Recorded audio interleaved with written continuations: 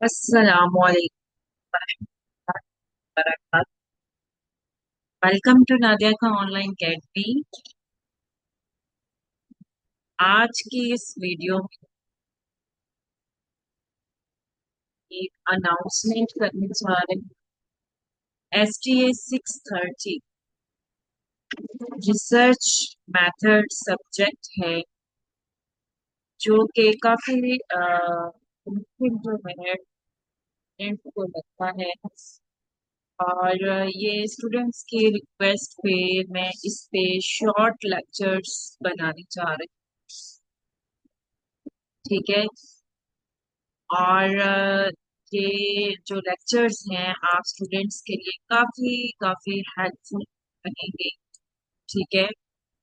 और हर लेक्चर के एंड पे आपको एक टेस्ट भी दिया जाएगा, MCQs टेस्ट, जिसमें आप खुद को जज कर सकते हैं कि आपको जो है वो इसकी कितनी समझ आए लेक्चर की। और आपको जो लेक्चर है किस हद तक समझ आया, कितना आप क्लियर हुआ। टेस्ट के लिए जो है वो इंशाल्लाह जो टिप्स है हर लेक्चर का ये आपको दिया जाए। ठीक है। अगर आप मेरे चैनल पे नए हैं तो काइंडली मेरे चैनल को सब्सक्राइब करना मत। वीडियो अच्छी लगे, आपको लेक्चर समझ आए ना समझ आए, जहां से भी समझ ना आए, आप बिना झिझक जो है से कमेंट करके जो है पूछ सकते हैं। इंशाल्लाह आपके हर कमेंट का जो है वो जो भी क्यूरी हो आंसर किया जाए। ठीक है।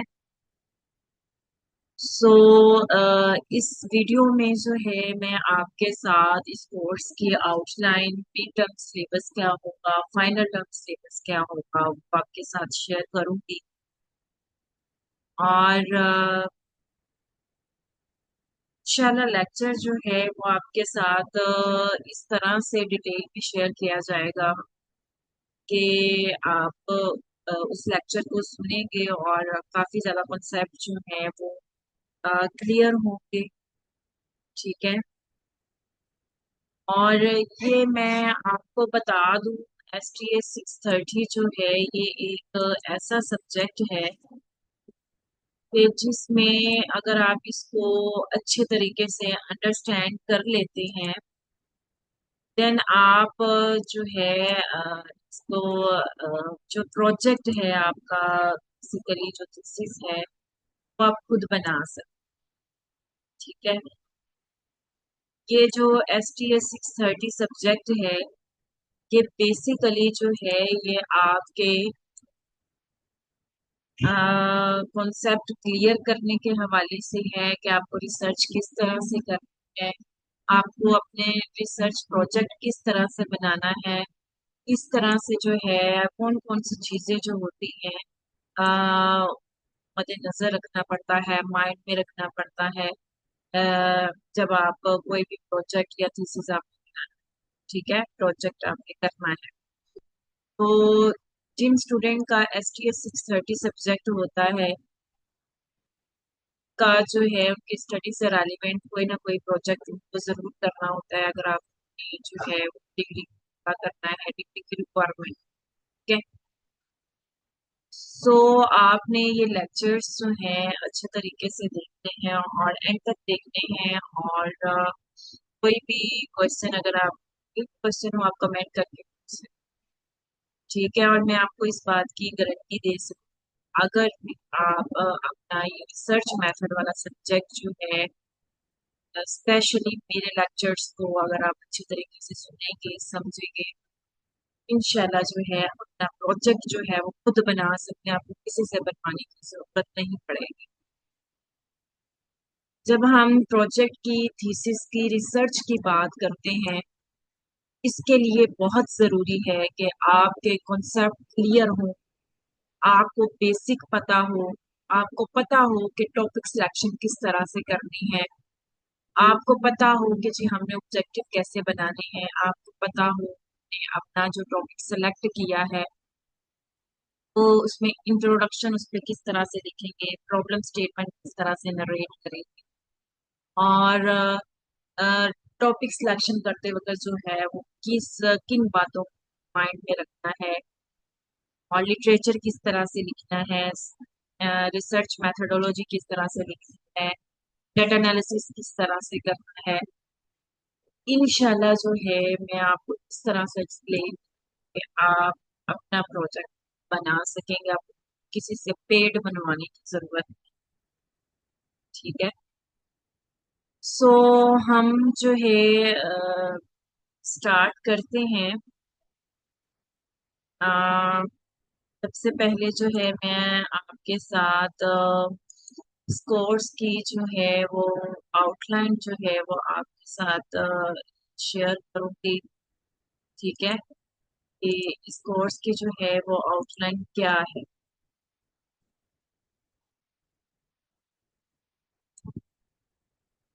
बस।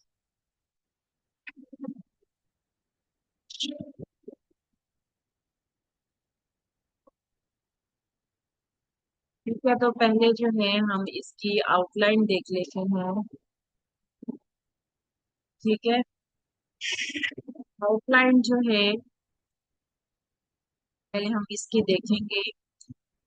चैप्टर नंबर 1 जो है वो आपका रेलिवेंट है, रिसर्च के हवाले से उसका इंट्रो, उसकी डेफिनेशन, रिसर्च है क्या, एंड रिसर्च की क्या वैल्यू। ठीक है, और कितनी इसकी इम्पोर्टेंस है, एंड किस तरह से रिसर्च जो है वो मैथमेटिक्स डेवलप करने में हेल्प आउट। ये आपका लेक्चर नंबर 1 है। उसके बाद लेक्चर नंबर 2 में आपका साइंटिफिक मेथड ऑफ रिसर्च क्या है, और इसके फीचर्स क्या क्या कैरेक्टरिस्टिक्स हैं। लेक्चर नंबर 3 जो है वो आपका है क्लासिफिकेशन एंड रिसर्च। ठीक है।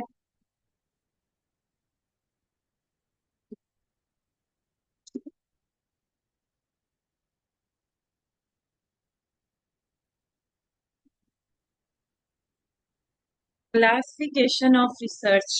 ठीक है, यानी कि जो रिसर्च की क्लासिफिकेशन है उसके टाइप्स हैं, पर्पस के लिहाज से जो है उसकी टाइप्स कौन सी हैं, जिसके लिहाज से उसकी टाइप्स कौन सी हैं।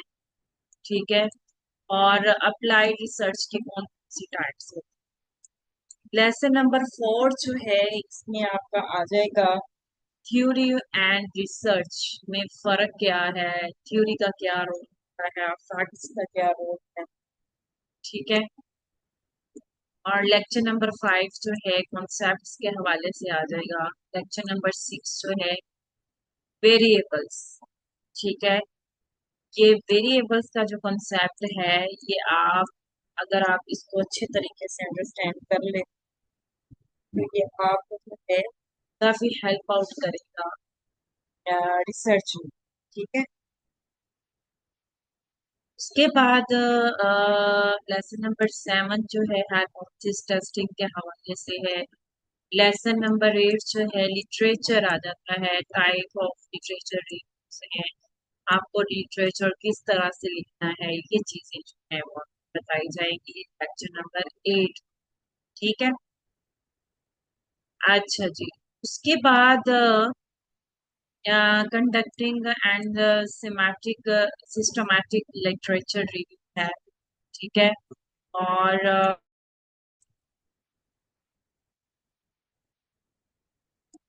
अच्छा उसके बाद आपका देता है थ्योरेटिकल फ्रेमवर्क है, problem statement definition, research proposal किस तरह से राइट करना है। लेसन नंबर 12 हो जाता है रिसर्च प्रोसेस। ठीक है, ethical issues in research, and 14 जो है इश्यूज है ये आ जाएगा, और 15 आ जाएगा measurement of concepts, quantitative and qualitative research. 16 lecture में आप मेजरमेंट, ये भी 16 लेक्चर भी इसी में होगा, और टाइप ऑफ स्केल्स को आप देखेंगे। लेक्चर लेसन नंबर 18 का वैलिडिटी और रिलायबिलिटी को आप देखेंगे कि ये क्या होती है और इसको किस तरह से मुहैया किया जाता है। लेसन नंबर 19 में आपका रिसर्च डिजाइन आप इस तरह से राइट करना है the research methodology section and conducting research. ठीक है, तो उसके बाद जो है आपका लेक्चर नंबर 21 में इंटरव्यूज आ जाएगा। और लेक्चर नंबर 22 में सेल्फ एडमिनिस्ट्रेशन, इस तरह से टूल्स है, पायलट टेस्टिंग है, क्वेश्चनर की इंटरव्यू है, और सैंपल एंड सैम्पलिंग टेक्नोलॉजी है कि सैंपल की सैंपल है क्या, बेसिकली सैम्पलिंग टेक्नोलॉजी क्या है, probability and non probability sampling techniques क्या है, टाइप्स ऑफ नॉन प्रोबेबिलिटी, ये भी आप हेल्प आउट करेगा जब आप रिसर्च जो है प्रोजेक्ट में हेल्प आउट करेगा अगर आप इसको अच्छे तरीके से अंडरस्टैंड कर लेते हैं। एंड नेक्स्ट जो है टाइप्स ऑफ प्रोबेबिलिटी सैम्पलिंग है, डेटा एनालिसिस किस तरह से करना है, डेटा ट्रांसफॉर्मेशन किस तरह से करना है, डेटा प्रेजेंट किस तरह से करना है। ठीक है, और एक्सपेरिमेंटल रिसर्च हो जाती है, उसकी टाइप्स हो जाती हैं। तो ये थी जी आपकी आउटलाइन, और इसमें मैं आपके साथ जी शेयर भी करूँ कि आपका जो है वो सिलेबस क्या होगा। ठीक है, तो मिड टर्म सिलेबस हम देख लेते हैं पहले। और इसमें जो आपके लेक्चर्स कवर होते हैं ना मिड टर्म सिलेबस पे, उसमें लेक्चर नंबर 1, 2, 3, 4, 5, 6, 7, 8, 9, 10, 11, 14, 15, 16, 17। ठीक है, मतलब पहले 18 लेक्चर्स में से जो है वो आपका एग्जाम।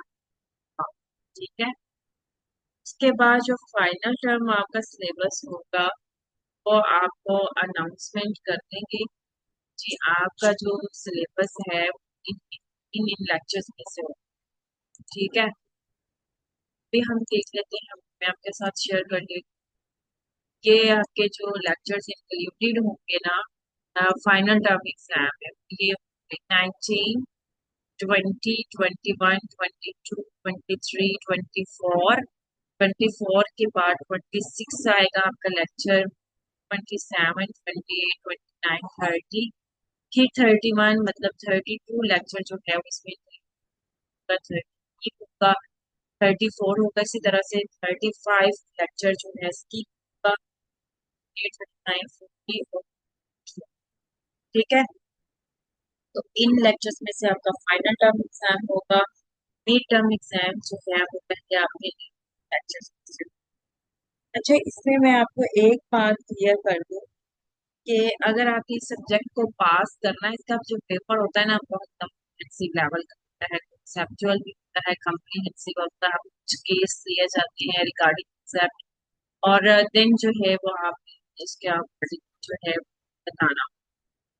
ठीक है, तो इसमें ये है कि आप अगर कॉन्सेप्ट आप अच्छे तरीके से क्लियर कर देंगे तो बहुत इजीली इस सब्जेक्ट को पास कर सकते हैं। और इसके लिए मेरी यही सजेशन है, आप इसके रीड करें, इसके लेक्चर्स भी लें अगर आप शॉर्ट लेक्चर लेंगे, लेकिन उसमें जो आपको पास टाइम है तो आप इसमें कुछ चीजें ऐसी होती हैं जो आपके हैंडआउट्स में नहीं दिखती, आप कैसे बता रहा हूँ तो उसमें आ जाता है।